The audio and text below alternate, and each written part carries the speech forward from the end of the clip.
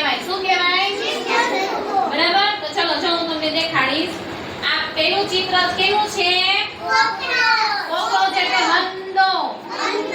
જો બધાએ જોયો છે ને વંદો? તમારા ઘરમાં પણ કોક વખત નીકળે છે ને?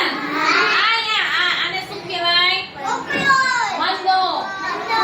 બરાબર. પછી આ છે કાન ખજૂરો. જો બધાએ આ કોણ છે?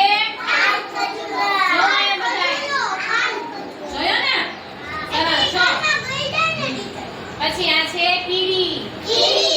લાલ કીડી હોય અને કાળી કીડી પણ હોય. જો બધાએ આ કીડીનું ચિત્ર જોયું?